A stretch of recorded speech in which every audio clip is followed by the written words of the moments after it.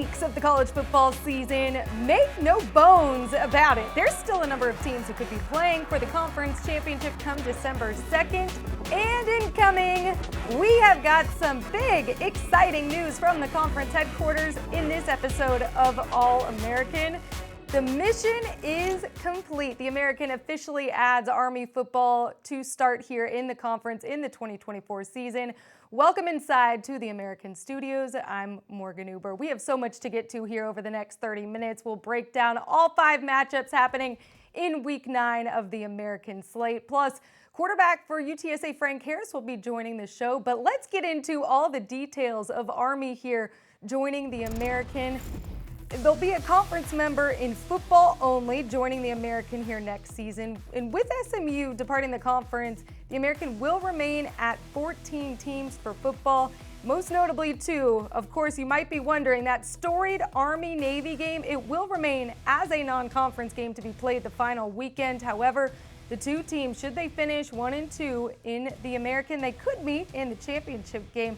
The thought of back-to-back weeks of Army-Navy, man, it does not get more American than that. And with that, we welcome in our ESPN college football analyst and the former Rice Owl, Taylor McHargue. Taylor, Army no longer independent. What was your reaction to this news today? I loved this. It was hoping, you saw some of the rumors earlier in this season that were reported about this, and I just hoped as a fan of the sport that this would come to fruition, because in this modern era of conference realignment that we see so often, to me, what wins out is anytime you can add a recognized brand to your conference, you win on both sides. And I think the American nailed that with Army. One of the big things I look at is, even when Army plays an FCS team, how often do we see them on national television? It feels like week in and week out, they draw an audience no matter what. And it's because regardless of who they're playing, people want to tune in to watch the service academies. I think you add something here that goes beyond just a market or tradition. It really does speak to fans love to tune in when an academy is playing. And I thought this was a home run by the American Conference. Army not only now just playing for that Commander-in-Chief's trophy, but now they get to play for championships, and they have a path to the CFP with that expanded playoff format coming here in 2024. Plenty of exciting news, and not the only headline to get into here after what we saw from Week 8 in American football. How about UTSA winning 11 of their last regular season conference games? Their latest defeat, the Roadrunners getting it done against Florida Atlantic, who was also 2-0 at the time in conference. And style points, they don't count for anything in conference standings. Tulane holding off North Texas despite a second half comeback by the Mean Green. We'll get into the details of that one. And Rice, they pick up their largest margin of victory in a conference game in a decade with the 42-10 victory over Tulsa. And they have a secret weapon for the Owls, Gummy Worm Guy, breaking the internet. Not all heroes wear capes. If this is what it takes to pour on 42 points and 512 yards of total offense, I think we all need to get our gummy worm fix. Hashtag Gummy Worm Guy, get it trending. Taylor, you played at Rice. Certainly you had the equivalent of Gummy Worm Guy. What was your candy that you demanded during games or to practice? Yeah, the only thing that I have that's an equivalent to this is my best friend, one of our backup quarterbacks, Michael Pointer, was notorious for having candy in his hand warmer. And in Houston, you didn't need a hand warmer very often, but he still was right there on the sidelines. And a lot of times he would have some sort of candy stuffed in there. You just hope that it wasn't chocolate, because it would obviously melt. But no, we didn't have a gummy worm guy. I wish that we did. I love that this went viral. And I feel like now I want a gummy worm guy to follow me around all during the day. I thought this was an awesome story for Rice. Right? I mean, nothing is better than gummy worms, and Halloween next week too. Maybe we're going to have to get him on the show. We'll see if we can make that special request. He may be tough to get these days, breaking the internet. He's everywhere. But the Rice Owls, they're just a couple wins away from becoming bowl eligible. They did make a bowl last year with just getting those 5 wins. But speaking of bowls, the first team in the American to make it to that magic number 6, the Tulane Green Wave, the reigning conference champs, number 22 team in the country. They continue to roll for the first time in nearly a century. Tulane goes back-to-back, starting the year 6-1. But if you ask any player or coach on that Tulane team, they'll tell you they're 1-0. Tulane's most recent victory was just a one-score game over North Texas. Really a tale of two halves. The Green Wave defense shut out the Mean Green in the first half, and then the Green Wave, they end up leading 28-7. Taylor, how would you assess Tulane and their ability to survive this Mean Green rally? Yeah, look, I thought if you look across college football this week, there were quite a few games where teams that were favored either lost and were upset. Look at North Carolina, or they eked out wins like a Washington or an Oklahoma. And I think at the end of the season, you can always point back on championship teams to games where they had to win ugly. And that to me was this game for Tulane. And you just hope, if you're Coach Willie Fritz, that this is the game that gets your attention, where you know you have a championship caliber team and a team that's going to be right there competing for a New Year's Six bowl. You're not always going to blow teams out. You're not always going to win by 2 and 3 scores. And when you're tested and you're playing a team on the other side of North Texas that they're trying to find their identity, they've got some really quality players on their side as well. It's okay to win ugly as long as you learn from those mistakes. They obviously did not close that game out well. North Texas with a really strong third quarter and second half overall. But if you're Tulane, it's okay, again, to win ugly as long as you move forward from that. And now they have to move forward to go on the road and face Rice and the Gummy Worm guy and JT Daniels there at quarterback, who has just been flying on all cylinders. What do you expect to see from them here in this one? Yeah, the biggest key to this game goes down to turnovers to me. And I think about Rice, the biggest upset to this point in the season for them, and what's been most upsetting if you're an Owls fan, is that loss at home to UConn in a game that they feel like they should have won. In that game, Rice turned the ball over 4 times. Well, on the other side for Tulane, that's a team that's tied for 13th in all of college football with 14 takeaways to this point in the season. If Rice starts fast like they did at Tulsa, creating all the takeaways that they did on the other side for the Owls, they're going to have a chance to play upset and play spoiler in this game against Tulane. On the other side, if they don't take care of the football, and this is going to be a scrappy defense they're facing against Tulane, you give Michael Pratt and that offense extra possessions, Rice is going to end up losing this game. This is a grueling stretch now coming up for the Owls, as they're going to have to face the top 3 teams in the American in back-to-back weeks. It all starts with Tulane here this weekend. And then they have SMU, both of those at home, luckily, but then they have to go to UTSA. All these teams right now 3-0. Oh, and by the way, the Roadrunners are 20-3 at the Alamo Dome since 2020. It's going to be a tough environment. Taylor, of these 3, which one do you think the Owls are most likely to potentially play spoiler? I think it would be against SMU next week, because that's a team that we've seen play down to their opponent a couple times to this point in the season, although last week they played fantastic at Temple. Tulane is a really physical team. UTSA, you're having to play them at the Alamo Dome. That's a really tough place to go and get a road win. If you made me pick one of these 3, I would say that it's SMU, that Rice has the best chance of pulling an upset. But you're exactly right, Morgan. Rice needs 2 more wins to get to bowl eligibility and get to that 6th win. It would help their case a lot if they can pick off one of these next 3. Okay, so this week between Tulane and Rice, who you got? I'm going with Tulane. I think what I just talked about with how they won ugly, I think there's a lot of veterans on that team. You get their head screwed on straight, get focused. Now you've got a team where you're going to Rice, and obviously Tulane is going to look up and see what they just did to Tulsa on the road at Tulsa on national television. Rice will have Tulane's attention. I don't think Tulane is going to take them lightly. I'm expecting the Green Wave to win this one. Transitioning from Houston to north on I-45 to Dallas, you know, that metro that just won the American League. Sorry, I have to take a dig at the Astros fan. Yes, and SMU, Rhett Lashley is a fan, so he's hoping that his Mustangs can take a page out of these Rangers books and continue a magical run of their own. And SMU had a celebration after their big win over Temple in the locker room. Here, check this out. First road shutout since largest since 1978. First back-to-back road dub since 1984. What you doing, E-Jack? 1, 2, 3. A 55-0 win over Temple. The Mustangs, they're as complete as it gets. Taylor, there's 5 teams right now in the country with the top 15 scoring offense and defense this season. Georgia, Michigan, Oklahoma, Penn State, and SMU. This week they get Tulsa. What do you expect? Homecoming for the Mustangs. What do you expect out of this one? Yeah, well, I challenged SMU last week on this show where I said they played, so poorly against East Carolina. That game was late. It was a one-score game, well into the fourth quarter into that game.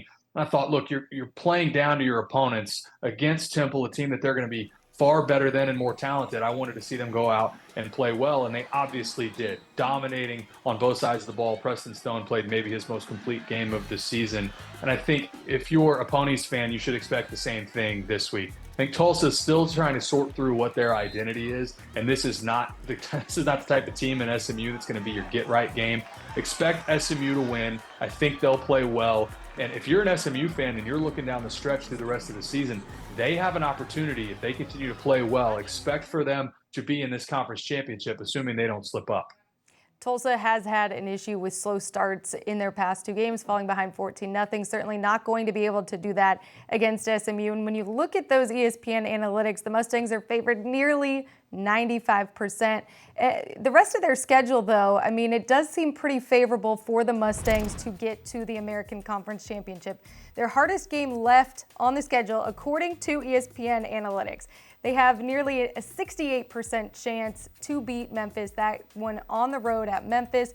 So they'll have Rice, as we talked about, next week. You said they could play spoiler. The Mean Green, if you ask any North Texas fans, they'll tell you that that's a rivalry game. So that also could be a trap game for the Mustangs, despite them being favored. And then Navy somehow always can get teams as well with them having that triple option offense. So definitely another game to keep your eye on. But as we look to SMU and Tulsa this week, Taylor, who you got?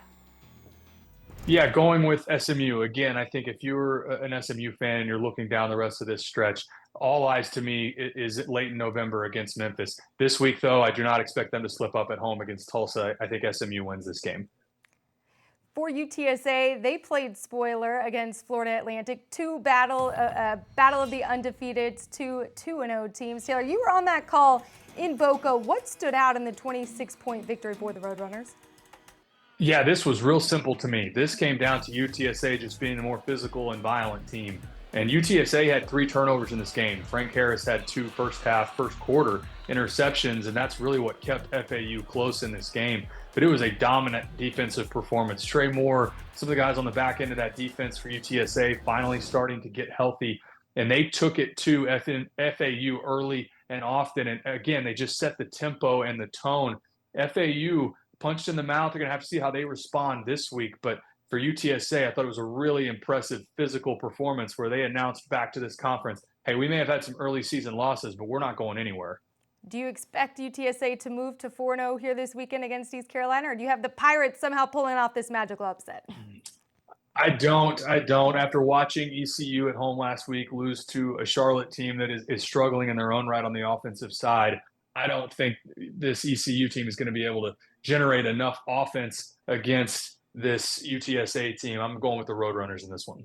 Taylor, you've picked all of the teams that are currently undefeated to stay that way in the conference, and we'll keep tabs on your picks here this weekend and see if you're right. But as we do take a look at the conference standings, there are a number 2 of 3 2-1 teams, including Florida Atlantic, Rice, and Memphis. The Tigers, they aren't out of this yet. Essentially, they would have to win out, and there's no guarantee they'd make it. There's still a scenario or 2 to where they need some help. And don't let the 1-2 record for North Texas fool you. This is a scrappy team with a lot of talent that has improved as the season has gone along. And Memphis and the Mean Green, they'll square off this weekend in Denton.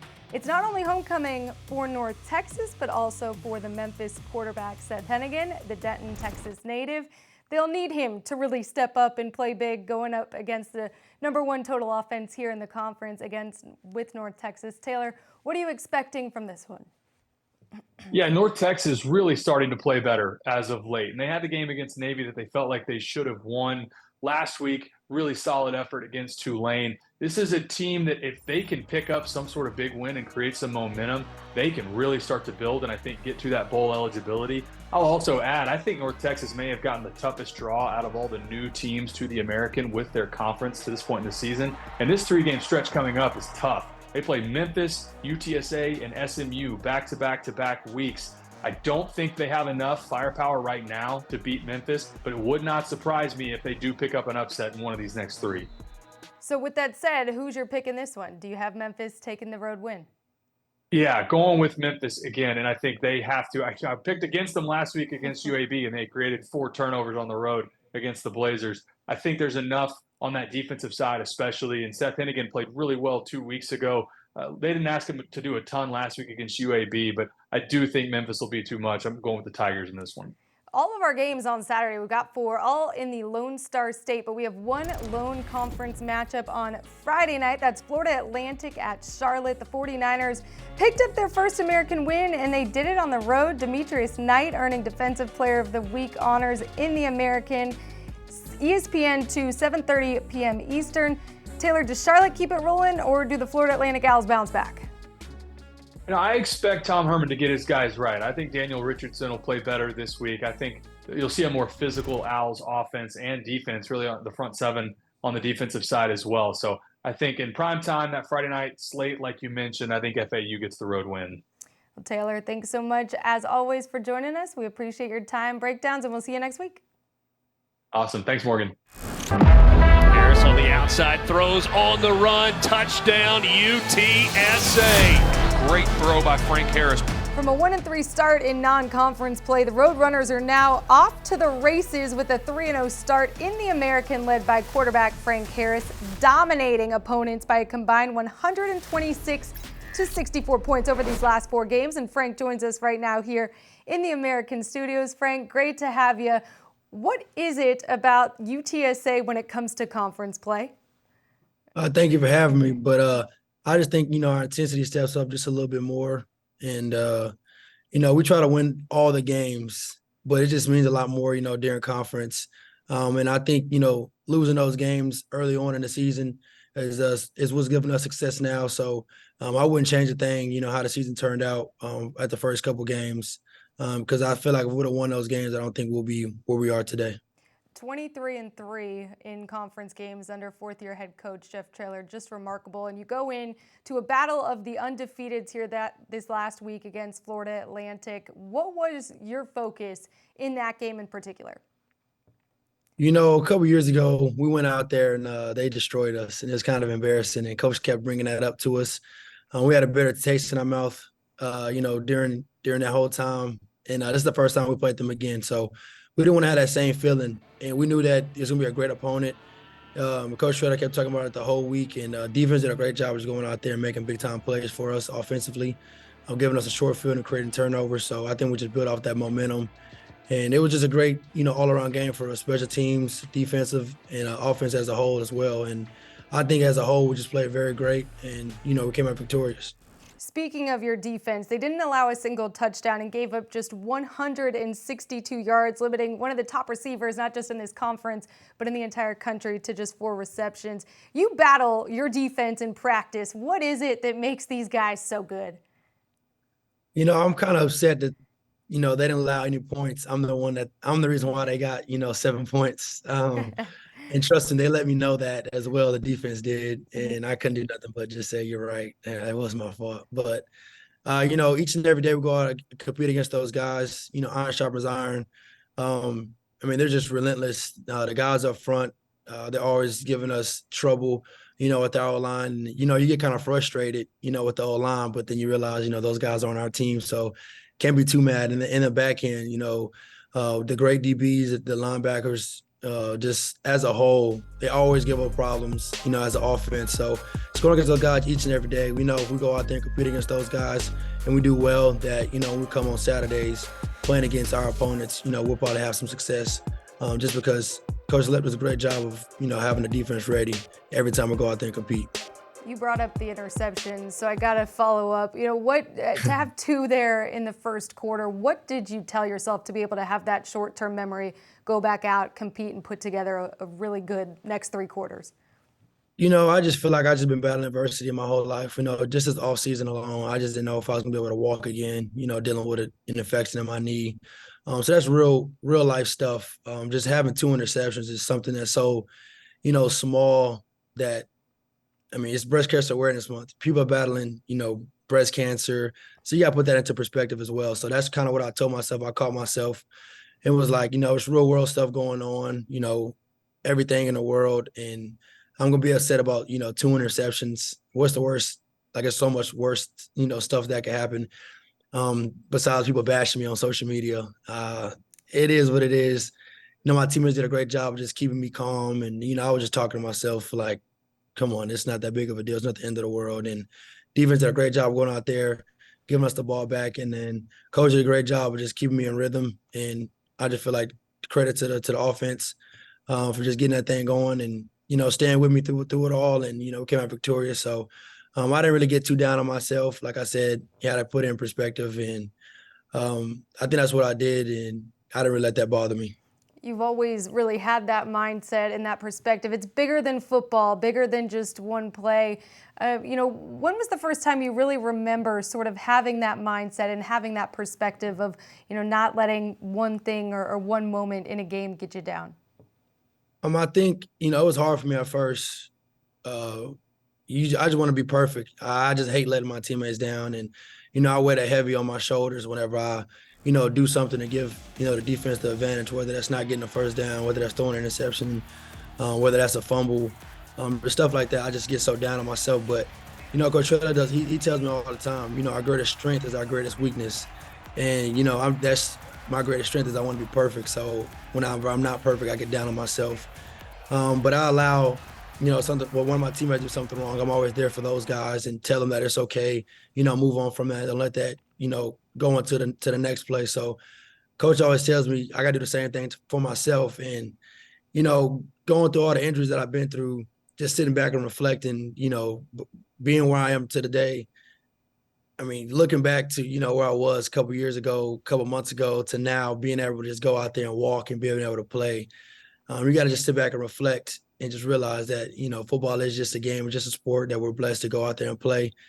And when you kind of, sit back and let that dawn on you, you finally realize that you have a totally different perspective, that we're definitely fortunate, we're definitely blessed. And I started to realize that the older that I've become and battling through all the injuries that I've been dealing with, throughout my whole career, finally just sit back and, realize like, man, it is a game. It is, supposed to be fun. So I try to go out there each and every time, just have fun, honor God and just have fun with my teammates. Cause one of these days I'm gonna be done playing football and I don't want to have no regrets. Coach Traylor has called you one of the most improved players that he's ever coached in his life. And when you went through the turf toe in this season this year, you missed nearly a month. What was it that you were looking to improve or some perspective that you gained during that time away from football? Yeah, Coach Traylor he always jokes about I was no good until he came. So I guess I can go out of credit to Coach Traylor. Just during that time, it was just frustrating. I've been dealing with so many injuries, surgeries, and a toe got me out. So it was like out of everything that could have went wrong, my toe is what's bothering me right now. But like I said, it could have been worse. I thought, I told Coach Traylor like the Aaron Rodgers incident. He went out there for I think 2 plays and he's out for the season. So it could have gone bad like that. So just put in perspective once again that it was something that was not season ending. I was gonna be able to come back eventually. I wanted to come back, the next game, but Coach Traylor had to sit me down and tell me that it was just smart for me to just, wait it out and get ready for conference play. So I just trusted his judgment. He has the best interest in me. He has the best interest for me through it all. So listen to him, just sit back, just try to be the best teammate I could be, to be the best leader in the quarterback room that I could, for Eddie and Owen, whatever they needed. Just try to still be, part of the team. I know how I can be, not being able to play and having just feel like you're just distant from everybody. I was just trying to just, still be around, still be that positive influence on the team, and had another setback and had another time to reflect and just once again when I came back, just cherish it once again. And that's what I'm doing now. And I feel like everything happened for a reason, and I think we're reaping the benefits now. Certainly, Roland. The tables, though, have turned. Now your head coach dealing with an injury of his own after the rat traps placed in the lockers this week. 100 rat traps. Don't eat the cheese has been the motto. Don't reap it, and get into all the positivity and comments. First of all, how's his pinky doing? I guess everybody thought he was joking whenever it first happened. He was just talking. He just set his hand down on the podium, and you heard it, but we didn't know what it was. And then he went like that, and I thought he was bleeding, and it got him good. I mean, you could start seeing it was like purple and started swelling up on him. I don't know. I do know who it was that said it. I'm not gonna, put him out there because I don't think throw that Coach knows teammate under the bus. Yeah, we don't. Yeah, I don't think Coach knows just yet, but I'm gonna tell Coach who it was. He said he didn't think Coach was gonna put his hand there, but actually did get him. He's doing better now. But Don't Eat the Cheese was something that we did, I think, 2 years ago. Whenever we had a crazy record at, I think we're like 7-0, 8-0 or something like that. And Coach just said, don't eat the cheese. Like, don't go for it. All the success that we've been having. Don't listen to all the people telling us how good we are. Just remember where we come from. So I think that was just the motto that he wanted us to go back and, remember that we were just 1-3 and all the naysayers saying how bad we were. Don't feed into all the success and everybody telling us all the things that we're receiving. Like, don't go for the cheese. So yeah, we came in our lockers and, they're everywhere. And somebody decided to put like 30 of them in my locker for some reason. So this morning I had to go out and clean all of them. It was unbelievable, but dangerous. Something that Coach Traylor jokes about, but it's definitely something that, we had to live by and not feed into to all the stuff that we're hearing. How do you personally find that balance of staying confident and maintaining that edge, but also being humble and hungry? I just go back to, battling through all the injuries that I've had. It could be taken away so quickly, whether it's at practice, whether it's, one play in the game. And God will humble you quickly. Either you're going to get humbled or God will humble you. So I just try to maintain my composure, humble through it all, no matter what, because I know how quickly it can be taken away. So no matter how much success I have, I'll always remain humble, be the same guy through it all. Just give glory to my teammates and give glory to God. And you do that, I mean, there's nothing else, that could really go wrong, I think. Homecoming this weekend, you get East Carolina, San Antonio, your hometown. I listened to an interview you did with JJ Perez.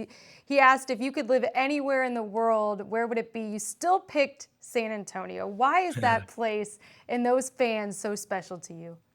Both of my parents are from here, so all my family lives here. 2 of my siblings live here. My sister lives in Houston, but my 2 siblings live here. My niece and nephew, my grandma, my grandpa, my aunts, my cousins. It just means a lot.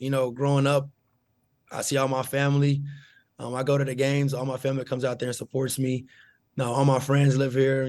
Coaches growing up that coached me, principals from high school, from middle school, just everybody that I've grew up with my whole life get to come out there and support me. And I feel like I'm a big family guy, so I love being around my family during special times like Thanksgiving and Christmas. And I feel like if I was away, I wouldn't be able to cherish those moments with my family members. Being so close, I could just drive down and see those guys. And the fan base it's no fan base like San Antonio fan base. The diehard Spur fans and the diehard UTSA fans, and they're like diehard. Seriously, like they're diehards, and it just means a lot, having the support from a place that you grew up in, and going places and feeling that love and support that they actually support us. It definitely means a lot, and we definitely cherish it, and we don't take it for granted. I'm sure you'll be feeling the support at home this weekend for homecoming against East Carolina. Frank, thank you so much for taking the time, and best of luck here the rest of the season. Appreciate it. Yes, ma'am. Thank you so much. Thank you for having me. You're now rocking with the best. Each and every week, the American announces the weekly award winners in men's and women's soccer and volleyball. And right now, we take a look at the top performances in America's Best. In women's soccer, Tulsa's Kayla Fernandez picked up the Offensive Player of the Week after recording 5 points in a 2-0 week for the Golden Hurricanes. She had the game winner in the 3rd minute and added an assist in the 5-0 win over Temple. 3 days later, Fernandez assisted on the first goal and the game winner in a 4-2 come-from-behind victory over UAB. In men's soccer, the Offensive Player of the Week was awarded to Florida Atlantic's Victor Claudel. The senior forward helped lead the Owls to a win over in-state rival and 14th-ranked FIU, scoring 1 goal and assisting on another in the 2-1 victory. Finally, in volleyball, Temple's Avery Luoma earned the Defensive Player of the Week honors with her performance against Charlotte. She She averaged over 4 digs and over a block per set in the 2 wins. Luoma started the weekend with a 21 dig, 6 block performance and followed that up with a 16 dig, 4 block outing.